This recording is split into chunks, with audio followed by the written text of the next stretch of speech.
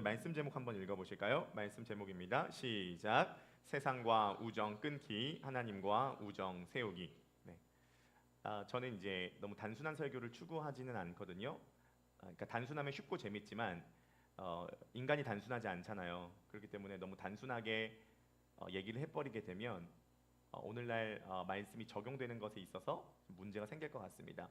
그리고 어쩔 수 없이 제가 30대이기 때문에 20대, 30대, 40대가 고민하고 있는 내용들을 좀 위주로 설교를 할 수밖에 없을 것 같습니다. 그래서 좀 기성세대 분들과는 코드가 안 맞을 수도 있는데 그렇지도 않으시죠? 네, 맞으세요? 네, 아무튼 그러면 르네 지라르라고 하는 학자가 있습니다.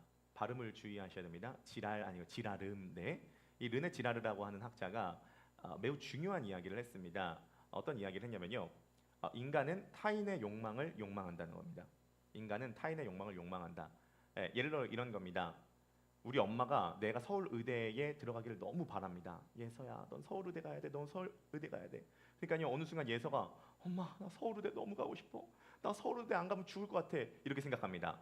사실은 예서가 서울 의대 가고 싶은 게 아니라 엄마가 예서가 서울 의대 가고 싶다는 욕망이 크니까 엄마의 욕망을 욕망해서 자기의 욕망으로 착각했다는 겁니다.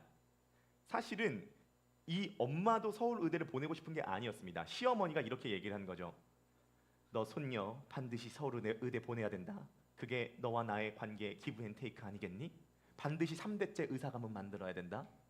시어머니의 욕망을 며느리가 욕망했고 엄마의 욕망을 딸이 욕망했습니다. 그러면 이 딸은 자신의 욕망을 욕망하는 게 아니라 엄마의 욕망을 욕망했고 엄마의 욕망은 엄마가 욕망한 것이 아니라 시어머니의 욕망을 욕망한 거죠. 근데 자기의 욕망이라고 착각하면서 산다는 겁니다.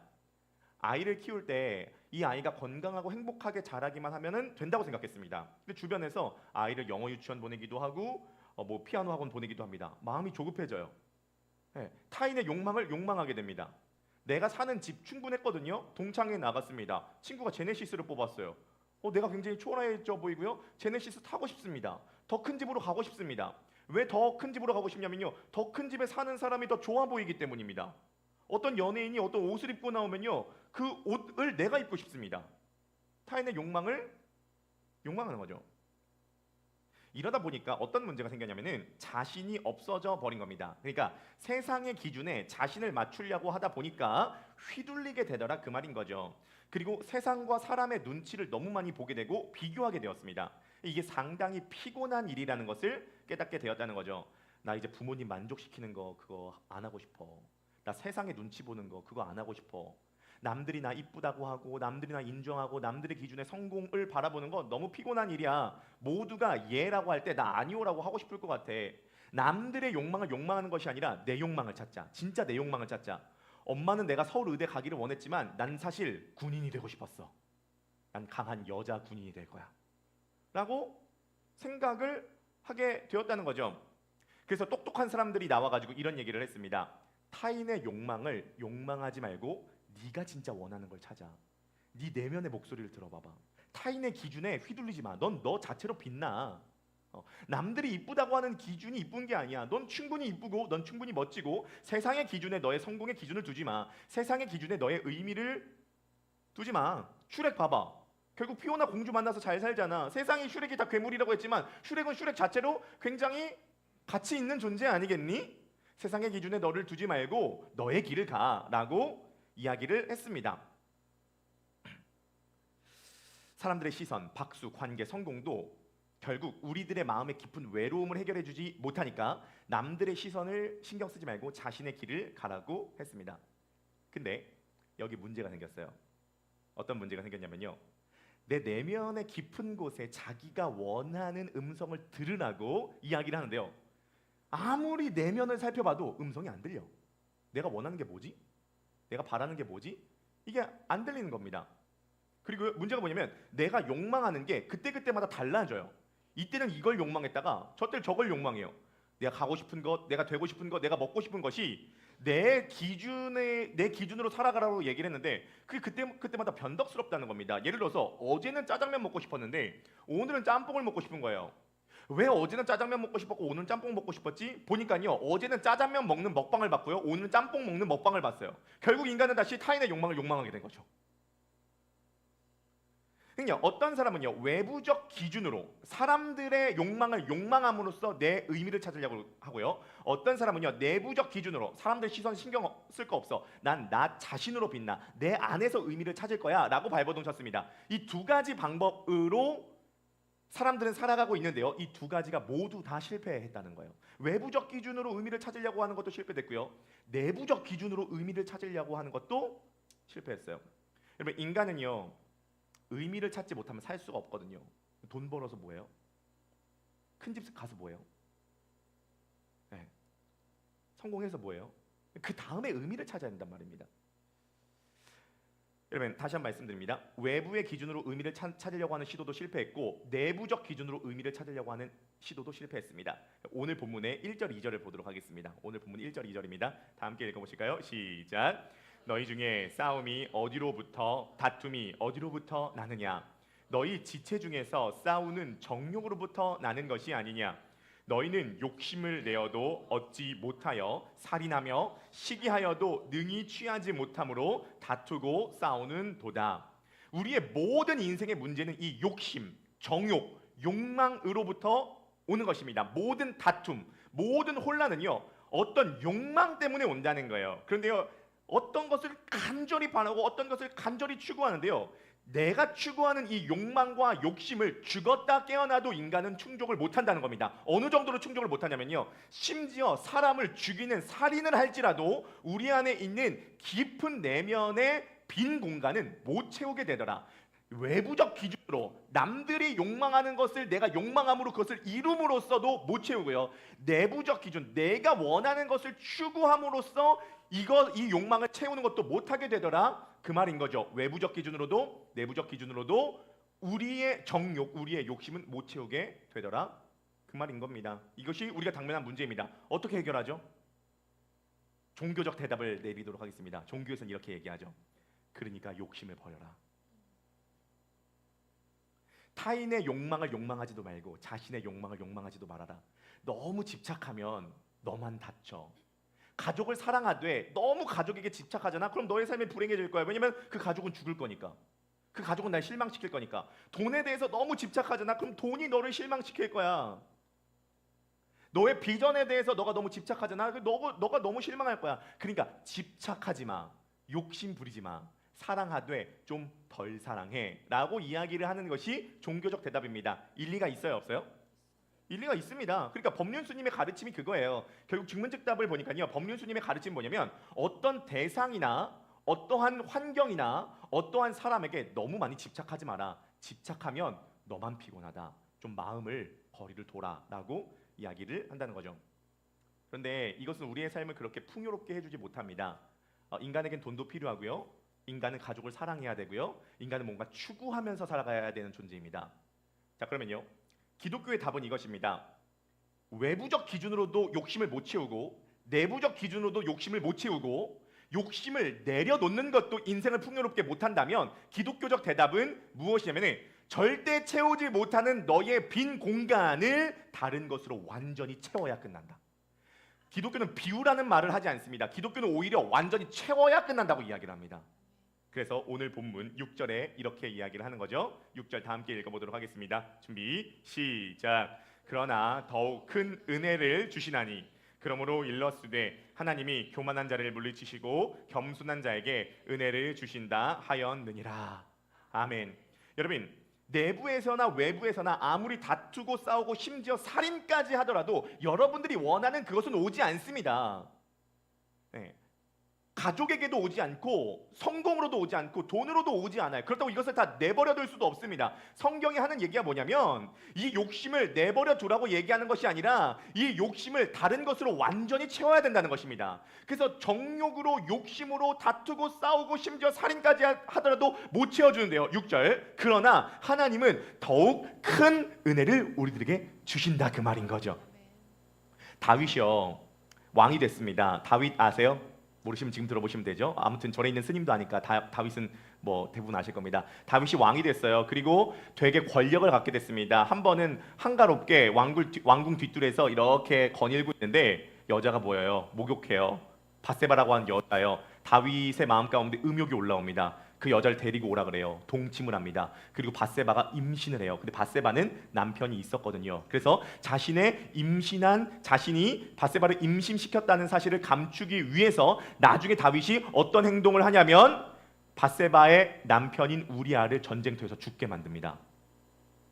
그리고 하나님이 보시기에 이 모든 일이 악하였어요.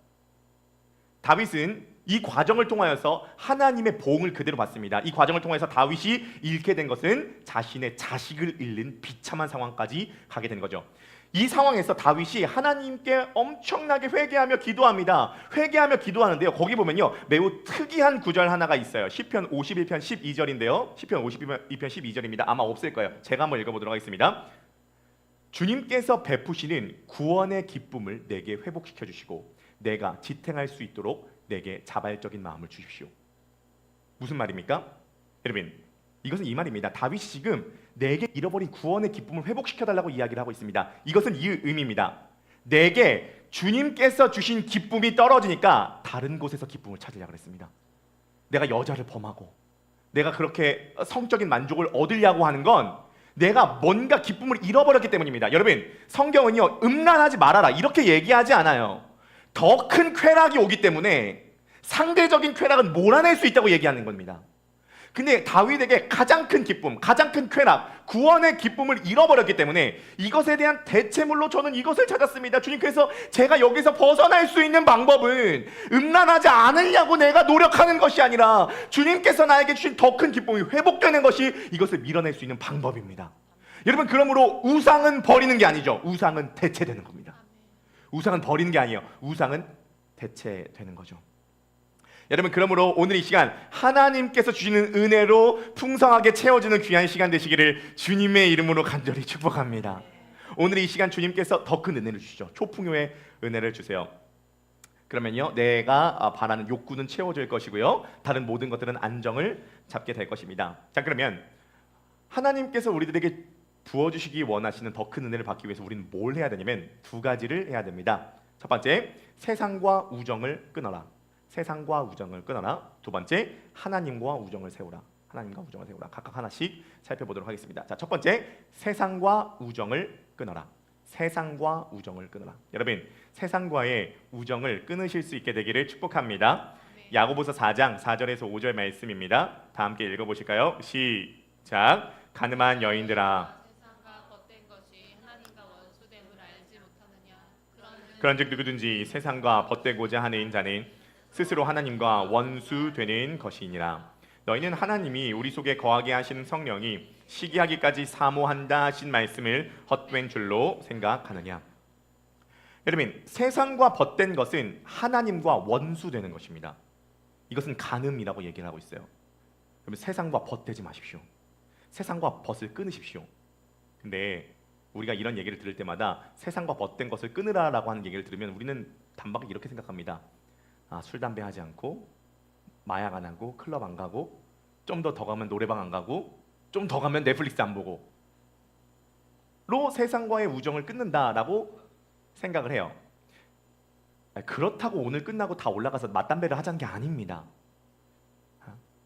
여러분, 세상과 우정을 세우는 것은 어떻게 보면은 자신의 두 가지 방법이 있습니다. 첫 번째는요, 자신의 정욕을 추구하는 방식으로 세상과의 우정을 세울 수 있고요, 두 번째, 세상의 방식을 추구함으로 세상과 우정을 세울 수 있습니다. 자, 자신의 정욕을 추구함으로써 세상과 벗될 수 있는데요, 예를 들어 이런 것입니다. 제가 이번 주에 실제로 들었던 이야기입니다. 아내가 직장 동료분에게 얘기를 들었는데 세 가정이 있었대요. 실제로 그 지인 중에 이 세 가정이 친했다고 합니다. 그리고 세 가정 자녀가 있었는데 자녀가 다 동갑이었대요. 초등학교 6학년, 남자의 2명, 여자의 1명이었다고 합니다. 이 세 가족이 너무 친했고 이 세 가족 다 술을 너무 좋아했다고 합니다. 모일 때마다 술을 먹었대요. 그래서 부모님 6명, 아이 3명이 있었던 겁니다. 그날도 한 집에 모여서 술을 마신 겁니다. 근데 술을 마시는 것까지 좋았는데 항상 마시면 끝까지 가는 겁니다.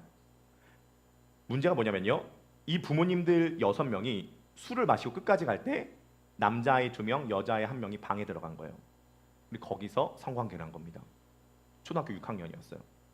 그리고 여자애가 임신을 한 겁니다. 문제는 뭐냐면 누가 아빠인지 몰라요. 이 초등학교 6학년 남자애 2명 중에 1명이. 부모님들은 다 취했을 때 생겨난 문제입니다. 남자애 1명 가족은요 야반도주했어요. 가장 친한 친구였는데 남자애 1명이 남았습니다. 여자애 쪽에서 책임지라고 얘기를 한 겁니다. 그럼 남자 쪽에서 뭐라고 얘기했냐면은 합의하에 한 거 아니냐, 왜 우리가 책임지냐라고 얘기를 했습니다. 그 세 가정은 완전히 깨지게 되었고, 문제가 뭐냐면은 초등학교 6학년 아이는요 만약에 낙태를 하게 되면 앞으로 절대 임신을 못 하게 된다고 합니다. 왜냐하면 너무 적을 때, 자궁이 적을 때 했기 때문에 낙태를 해서 앞으로 평생 임신을 못 하든지 아니면 낳고 살아야 되든지의 상황 가운데 생겨나게 됐습니다. 실제로 있었던 일이에요. 그리고 이것은 굉장히 좀 극단적 사례라고 할 수 있지만 왕왕 우리 주변에 이런 일이 많이 생긴다라고 이야기합니다. 여러분, 저는요 술을 마시는 것 자체에 대해서 정죄하고 싶지는 않습니다. 그러나 술을 마시면서 복음적 얘기를 하는 케이스는 전 보지 못했습니다. 술을 마시면서 성령에 취한다는 건 뭘까? 십자가는 뭘까? 네. 사실 외국은 술에 대해서 훨씬 관대하지만 우리가 술을 많이 마심으로써 우리 안에 정욕, 시기, 다툼이 올라오는 케이스가 훨씬 더 많더라, 그 말인 거죠. 이것이 세상과 벗됨으로 하나님과 원수된 존재들에게서 나타나는 현상입니다. 네. 그 인생이 완전 깨져버리게 되었습니다. 그러니까 이 가족의 문화가 진짜 중요한 겁니다. 부모님이 어떤 모습을 보여주는가 정말 중요한 겁니다. 근데요, 세상과 벗대는 방식은 이것보다 훨씬 더 교묘하고 광활합니다. 내 정욕을 추구함으로써 세상과 벗대는 방식이 있다면 세상의 방식을 추구함으로써 세상과 벗대는 방식이 있습니다. 세상과 벗대는 방법이 있습니다. 이것은 무엇이냐면요, 세상의 방식인데요, 이 세상의 방식은 뭐냐면 증명과 인정을 통하여서 자신을 입증하려고 하는 시도, 이게 세상의 방식입니다. 이 세상의 방식과 친하게 되면 하나님과 원수가 된다는 거죠. 증명과 인정의 세계 안으로 들어가면요, 경쟁이 있고 시기가 있습니다. 자랑이 있고 낙심이 있습니다. 증명과 인정이 뭐죠? 너가 사랑받으려면 사랑받을 자격을 나에게 보여줘. 여기에 시기와 다툼이 있죠. 얼마 전에 선거였잖아요. 수요일날 선거였습니다. 선거가 뭐예요? 내가 표를 받을 만한 자격을 입증해야지만이 유권자들이 표를 주는 시스템입니다. 그러니까 자기 입증을 해야 돼요. 자기 입증 가운데는 뭐가 있을 수밖에 없냐면 상대에 대한 디스가 있을 수밖에 없습니다. 왜냐면 너가 자격 없음이 증명돼야 내가 자격 있음이 증명되니까. 선거가 네거티브, 시기와 다툼으로 갈 수밖에 없는 구조에 있습니다. 지금 잠실에서 투표지가 부족해가지고 난리가 났잖아요. 저는 정치 이야기를 하고 싶은 것이 아닙니다. 저는 수요일날 그 투표 결과를 이렇게 보는데 잠실에 투표지가 부족하다는 얘기를 듣고 밤에 오세훈 시장이 나와서 개표 중단, 이거 선거 무효, 개표 중단 얘기했습니다. 그때 정원호 후보에게 20% 지고 있었거든요. 근데 갑자기 오전 7시에 역전. 나와서 오세훈 시장이 무거운 마음으로 국민의 부름을 받았습니다. 당선 소감. 네. 맞아. 완전 코미디죠. 여러분, 하루에 스마트폰을 통해서 미디어를 보는 시간이 평균 얼마인 줄 아십니까? 2시간 30분이래요. 여러분들이 하루 평균 보는 광고가 몇 개인지 아십니까? 평균 300개입니다. 여러분들은 알게 모르게 광고를 하루에 300개를 보죠. 그리고 2시간 30분 미디어에 노출됩니다. 그리고 그 모든 체계는요, 세상의 체계인데 이것입니다. 그 모든 메시지는 하나의 메시지를 증거해요. 너가 사랑받으려면 사랑받을 자격을 갖춰라. 여러분, 자녀를 키우는 부모님이 있으시다고 하면요, 이 책을 반드시 참고하셔야 됩니다. 불안 세대라고 하는 책인데요, 재작년에 나왔습니다. 조나단 하이트라고 하는 학자가 만든 책인데요, 과거에는요 가족이 화목하면 아이가 잘 자란다라고 보통 심리학에서 얘기를 했습니다. 근데 요즘에 이 이론이 뒤집혀지고 있습니다. 가족이 화목해도 요즘에 아이들에게서 이상 현상이 일어나고 있다고 합니다. 부모님이 화목하고 가족이 안정적인데 애들에게 이상 현상이 일어나고 있다고 합니다. 이게 불안 세대라는 거예요. 왜 불안 세대가 일어나게 되냐? 이것은 인류 역사상 처음 있는 일이라고 합니다. 전 세계적으로 우울증과 자살률이 급증하고 있는데요, 이유는 하나라고 합니다. 그게 뭐냐면 SNS라고 해요. SNS. 스마트폰을 딱 틀었습니다. SNS에 들어갔어요. 그럼 SNS에 뭐로 도배되어 있냐면 너무 이쁜 사람이 있는 겁니다. 몸매가 너무 좋습니다.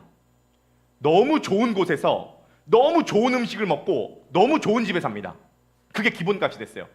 상위 0.5%의 외모, 상위 0.5%의 음식, 상위 0.5%의 집, 상위 0.5%의 관광지를 보여줍니다. 그런데 그게 도배가 되어 있다 보니까, 그걸 계속 보다 보니까 상위 0.5%가 95%의 SNS를 도배하다 보니까 그게 기본값이 된 겁니다. 그 모습을 보고 좋아요가 눌리는 게 막 봅니다. 그리고 그 SNS를 끄고 거울을 통해서 자기 얼굴을 봅니다. 너무 오징어인 거예요. 얼굴이 못생긴 겁니다. 그러니까요, 요즘의 아이들은요, 스마트폰 중독 세대가 아니라 비교 중독 세대라는 거예요. 비교 중독 세대입니다. 0.5%의 상위의 외모, 집, 음식, 이 모든 것들이 인정받고 사랑받는 것을 보면서, 아, 나는 그런 집에 못 살거든요. 나는 오늘 햇반에 라면 먹었거든요. 나는 지금 오늘도 다이어트에 실패했거든요. 나는 지금 뭐 별로거든. 그러니까 그게 원래 보편적인 평균인데 SNS랑 차이가 너무 나다 보니까 거기에서 불안 세대가 나오게 됐다는 거죠. 지금 미국과 유럽에서는 담배를 금지하듯이 청소년 애들에게 인스타그램을 금지해야 된다는 법안이 발의되고 있습니다. 여러분, 이 모든 것들은요, 잠재의식적으로 우리들에게 스며듭니다. 너가 사랑받으려면 너가 사랑받을 만한 조건을 갖춰야 돼. 이게 증명과 인정인 거죠. 거기를 따라가다 보면 그게 세상과 벗대는 방식이라고 한다는 겁니다. 여러분, 다시 한번 말씀드립니다. 세상과 벗대는 방식은요, 내 정욕을 추구함으로써 세상과 벗대기도 하지만 세상의 방식, 증명과 인정이라고 하는 이 세상의 방식을 추구함으로써 세상과 벗대기도 하고요. 여러분, 이것은요, 하나님과 여러분들을 원수 사이로 만들게 됩니다. 여러분, 이것으로는요, 죽었다 깨어나도 심지어 살인까지 하더라도 여러분들의 정욕을 채우지 못합니다. 그러므로 지금 이 시간 여러분들에게 권면드립니다. 여러분들의 정욕과 증명과 인정이라고 하는 방식으로 세상과 벗된 모든 과거의 인생을 지금 이 시간 예배를 통하여서 끊으시기 바랍니다. 왜 끊어야 되냐면요, 여러분들이 진짜 여러분들의 마음의 빈 공간을 채울 수 있는 방법으로 나아가기 위해서입니다. 자, 그러면요, 어떻게 하나님으로부터 더 큰 은혜를 받을 수 있냐면요, 하나님과 우정을 세우는 것으로 통해서 더 큰 은혜를 받을 수 있습니다. 야고보서 3장 7절에서 10절 말씀입니다. 다 함께 읽어보실까요? 시작. 그런즉 너희는 하나님께 너희를 피하리라. 하나님을 가까이 하라. 그리하면 너희를 가까이 하시리라. 죄인들아, 손을 깨끗이 하라. 두 마음을 품은 자들아, 마음을 성결하게 하라. 슬퍼하며 애통하며 울지어다. 너희 웃음을 애통으로, 너희 즐거움을 근심으로 바꿀지어다. 주 앞에서 낮추라. 그리하면 주께서 너희를 높이시리라. 아멘. 여러분, 하나님을 가까이 하십시오. 여러분들의 세상으로 끌어들이려고 하는 마귀를 대적하십시오. 그럼 마귀는 여러분들을 피할 것입니다. 하나님을 가까이 하고 싶기도 하고 세상과 벗대고 싶은 두 마음을 깨끗하게 하십시오. 여러분, 하나님을 가까이 하는 방식이 있습니다. 지금부터 하나님과 가까이 하는 방식을 말씀드리죠. 기도하고 성경 보는 것도 맞지만 하나님을 가까이 하는 방식, 오늘 본문이 분명하게 얘기합니다. 하나님께 복종하십시오. 하나님께 복종하십시오. 그게 하나님과 가까워지는 방법입니다. 여기에는 아직 그리스도인이 아닌 분들도 계실지 모르겠습니다.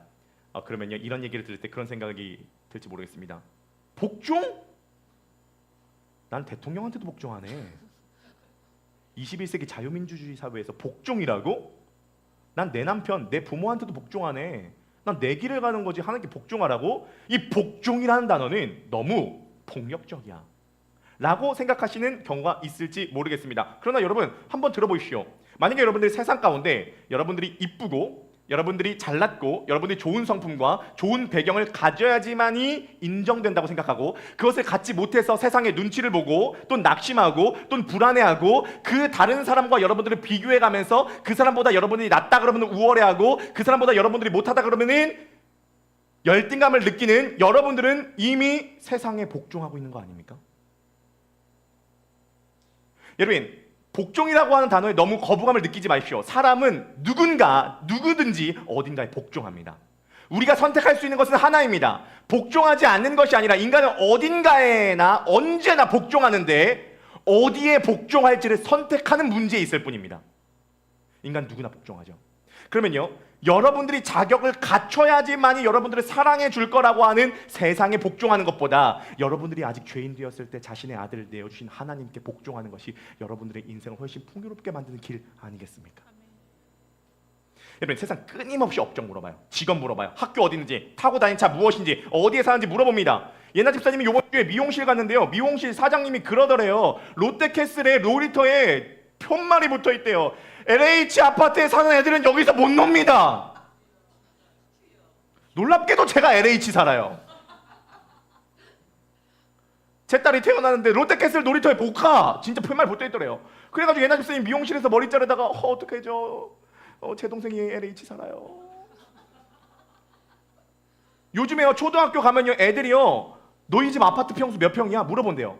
그러면요 플러스 마이너스 평수의끼리 논대요. 32평, 41평, 27평. 우리 집 12평. 13평인가? 거기서 거기죠. 여러분 내 자격과 조건을 물어봐서 더 사랑하고 덜 사랑하는 세상에 복종하는 것보다 내 자격과 조건을 묻지 않으시고 오히려 우리가 죄인 되었을 때 우리를 사랑하신 하나님에게 복종하는 게 여러분 우리의 삶을 훨씬 더 풍요롭게 만듭니다. 여러분 세상과 벗되었던 여러분들의 삶을 애통해 하십시오.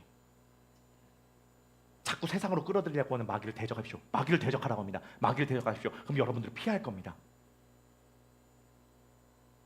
지금 여러분들은 하나님께 다가가고 싶은 마음과 하나님께 다가가고 싶지 않은 마음이 충돌할 겁니다. 여전히 세상과 벗된 마음이 있기 때문이죠. 그걸 성결하게 하십시오.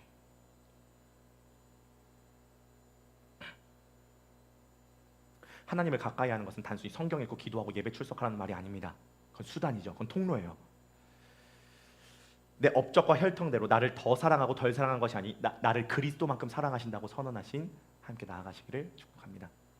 두 가지 적용을 간단하게 하고 결론을 내리고 마치도록 하겠습니다. 자, 첫 번째 적용은 이것입니다.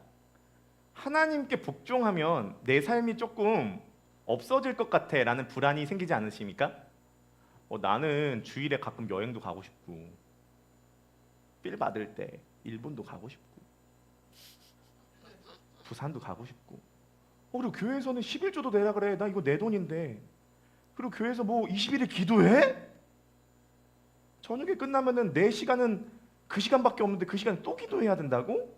왠지 내 삶을 너무 올가매는 것 같아. 날 자유롭게 해주는 것 같지 않아? 내 삶은 그러면은 훨씬 더 부유해지지 못할 거야 라는 생각을 갖습니다. 그러나 여러분 절대 그렇지 않아요. 여러분 하나님을 가까이 할수록 여러분들의 인생이 풍성해집니다. 이유를 설명드리죠. 여러분 사람은요 대상을 성내전으로 인식하는 경향이 있습니다. 다시 한번요. 사람은요 대상을 성내전으로 인식하는 경향이 있습니다. 어려운 말 같아 보이지만 쉬운 말입니다. 자, 예를 들어 이것입니다. 사진 한 번만 보여주겠습니까?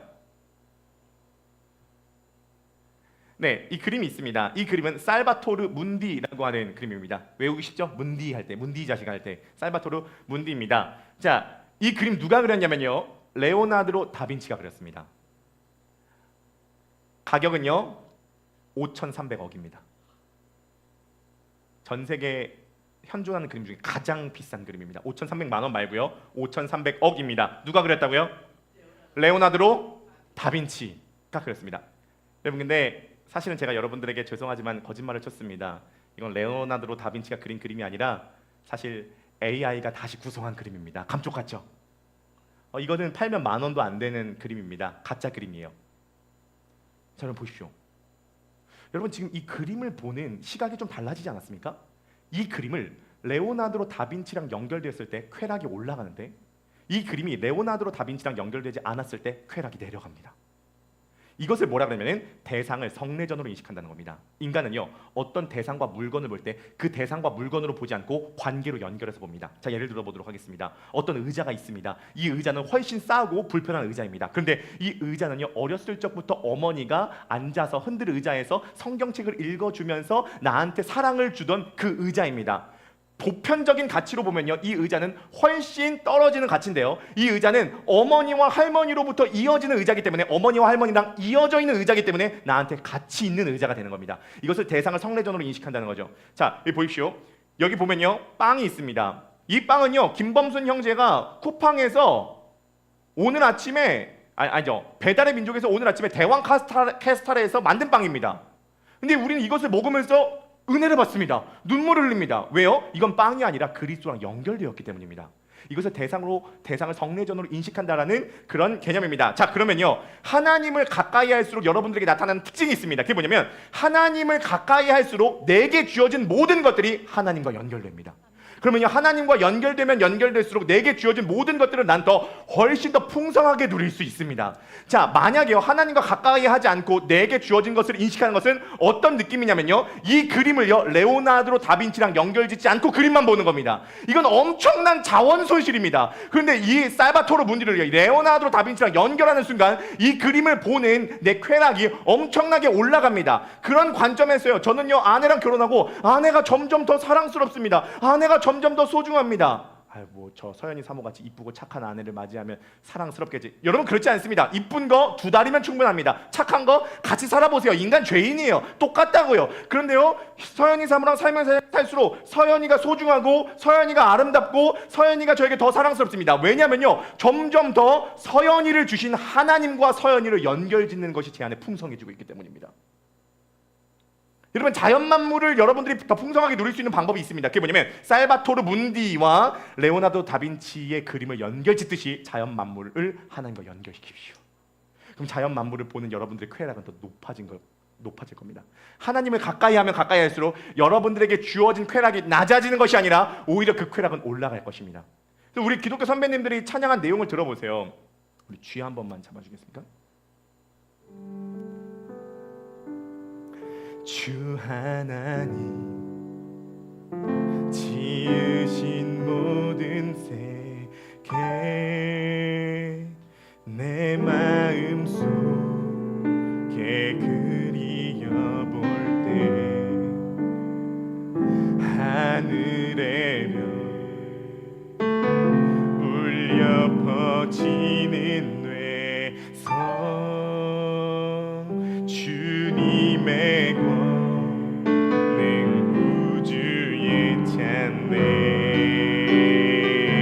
주님의 높고 위대하신 내 영혼이 찬양하네. 주님의 높고 위대하신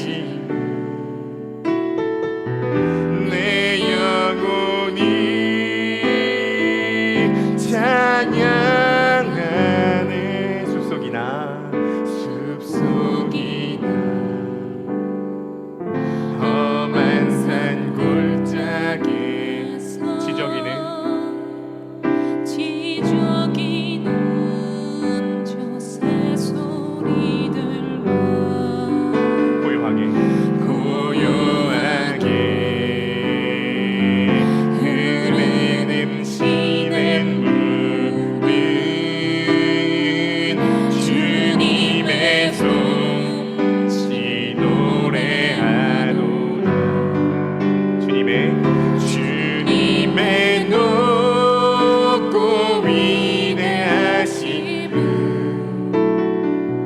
내 영혼이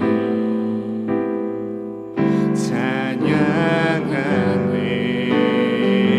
주님의 높고 위대하심을 내 영혼이 찬양하네. 우리 3절까지만 합시다. 주 하나님 독생자 아낌없이 우리를 위해 보내주셨네. 십자가에 피 흘려 죽으신 주 내 모든 죄를 대속한. 우리 함께 고백해 봅시다. 주님의 높고 위대하심을 내 영혼이 찬양하네. 주님의 높고 위대하심을 내 영혼이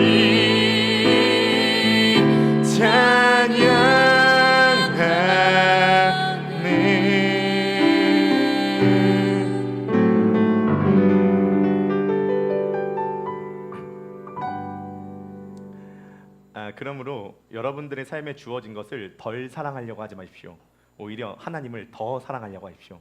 하나님을 사랑하다 보면 내 앞에 주어진 이 그림이 레오나르도 다빈치랑 연결되듯이 내게 주어진 게 엄청나게 풍성하게 다가오게 될 것입니다. 그러면 더 열받는데요. 내게 주어진 게 지금 완전 쓰레기 같은데 하나님께서 이걸 나한테 주셨다고요? 아니요. 그래서 지금 분노하시는 분들이 계실 겁니다. 아니요. 여러분들에게 지금 다가온 게 분노하는 이유는요. 하나님과 연결시켜서 그 대상을 본 게 아니라 여태까지 세상과 벗된 방식, 증명과 인정으로 그 대상들을 바라봤기 때문에 지금 그렇게 문제가 꼬인 겁니다. 오히려 그 모든 것을 대상을 성례전으로 인식하기 시작할 때 여러분들 쾌락은 올라가게 될 겁니다. 한 가지 적용만 더 하죠. 여러분 하나님을 가까이 하는 방법은요. 하나님께 여러분들을 더 자주 노출시키십시오. 네, 순간순간 매일 아침에 일어날 때, 샤워할 때, 자기 전에, 점심시간에 여러분들의 마음을 하나님께 향하도록 집에서 넷플릭스 보다가 성령 충만 받았다는 사람 없지 않습니까? 21일 기도의 좋은 시간입니다. 여러분 이때 기도하십시오. 말씀을 피십시오. 은혜 받아서 뭐하냐라고 하는 마귀의 유혹을 뿌리치십시오. 복음을 들으십시오. 복음을 선포하십시오. 순간순간마다 주님을 향해서 마음의 창문을 여십시오. 노출된 게 많을수록 여러분들은 하나님과 더 가까워질 겁니다. 언제나 아쉬운 쪽은 하나님이십니다. 왜냐하면 더 사랑하는 쪽이 항상 더 아쉽기 때문입니다. 그런 관점에서 언제나 하나님은 우리들에게 을이신 거죠. 하나님은 여러분들을 사모하십니다. 우리 마지막 구절입니다. 4장 5절 한번 읽어보실까요? 준비 시작. 너희는 하나님이 우리 속에 거하게 하신 성령이 시기하기까지 사모한다 하신 말씀을 헛된 줄로 생각하느냐. 여러분 하나님은 여러분들이 시기하시기까지 여러분들을 사랑하십니다. 우리는 이런 구절들을 볼 때 너무도 쉽게 생각합니다. 하나님을 가까이 하라 그리하면 그가 너를 가까이 하시리라 라고 했을 때 하나님 가까이 하면 하나님께 나 가까이 해주시는구나 라고 쉽게 생각합니다. 여러분 절대 그렇지 않습니다. 구약에 보면 에스더서가 있는데요. 에스더서에 보면요. 에스더가 황제를 만나려고 합니다. 이 황제는요 150개의 주를 다스리는 제국의 황제였습니다. 근데 그때 당시에요 황제가 부르지 않았는데 황제 앞에 나아가면요 죽임을 당했습니다. 근데 에스더가 민족의 위험 앞에 죽으면 죽으리라 라고 하는 마음으로 황제 앞에 나아갔습니다. 황제란 그런 겁니다. 고대 시대 황제는요 부르기 전에 먼저 나가면 죽을 수도 있다는 것이 황제의 위엄과 권위입니다. 여러분 하나님은요 황제일 뿐만이 아니라 150개의 주를 다스리는 황제가 아니라 온 우주를 다스리는 통치자입니다. 여러분 이 황제 앞에는요 그냥 나아갈 수가 없습니다. 특히나 하나님은요 거룩하신 속성이 있기 때문에 죄인들이 그냥 나올 때 하나님은 죄인을 그대로 받아주실 수가 없습니다. 우리가 하나님께 못 나올 뿐만이 아니라 하나님도 우리와 가까이 하실 수 없습니다. 그 의미가 바로 지성소의 의미입니다. 여러분 지성소에 들어갈 때 휘장이 가려져 있습니다. 오직 하나님과 만날 수 있는 지성소는요 1년에 단 한 번 오직 한 사람 대제사장만이 대속죄일에 들어가서 하나님과 가까이 할 수 있습니다. 여러분 하나님을 가까이 했을 때 하나님께서 가까이 해주시는 것은 말도 안 되는 문제입니다. 황제 앞에 마음대로 나아갈 수가 없다고요. 그런데 여러분들은 지금 여러분들이 마음만 먹으면 하나님 앞에 가까이 나아갈 수 있는 자격이 생겼습니다. 어떻게 그렇게 됐습니까? 지성소로 들어가는 휘장이 위로부터 아래로 찢어진 사건이 있었습니다. 여러분 하나님은요 죄인과 함께 할 수 있는 속성이 안 됩니다. 하나님과 죄인은요 저 멀리 떨어진 속성입니다. 그런데요 예수 그리스도께서 이 땅 가운데 오셔서요 하나님이 원하시는 모든 율법의 요구가 있었습니다. 그 모든 율법의 요구를 예수 그리스도께서 다 지키셨습니다. 예수 그리스도는 의인이 되셨습니다. 율법을 다 지키심으로요. 그런데요 예수님은요 의인으로서 하나님의 복과 하나님의 사랑을 받은 것이 아니라 오히려 죄인으로서 하나님의 저주와 진노를 받으셨죠. 그것이 바로 예수 그리스도께서 지신 십자가 사건입니다. 십자가 사건에 예수 그리스도를 향한 하나님의 저주와 진노가 쏟아져 내리게 되었습니다. 왜 그렇습니까? 왜 예수 그리스도에게 그 저주와 진노가 쏟아져 내렸습니까? 우리가 받을 저주와 진노를 예수 그리스도께서 대신 받으셨다는 거고, 그럼 예수 그리스도께서 이루어 놓으신 그 율법의 모든 의는 예수 그리스도를 믿는 우리들에게 전가되었다는 것입니다. 믿음으로 말미암아요. 이제 우리는 하나님 앞에 나갈 때 죄인의 신분이 아니라 예수 그리스도를 믿는 의인의 신분으로 나아가게 되었습니다. 언제나 우리는 예수 그리스도를 의지하여 하나님 앞에 나아갈 수 있는, 하나님 앞에 가까이 나아갈 수 있는 자격을 얻게 되었다는 것이죠. 하나님은요 우리와 가까이 하시기 위해서 자신의 아들을 주셨죠. 자신의 목숨을 주셨습니다. 하나님 우리를 시기하기까지 사모하십니다. 하나님 우리를 시기하기까지 사모하십니다. 우리가 가까이 하고자 자신의 아들을 주셨고 목숨을 주셨습니다. 그 마음을 조금씩 이해하면서 예수 그리스도를 힘입어 하나님을 가까이 하십시오. 그리하면 하나님께서 여러분들을 가까이 하실 겁니다.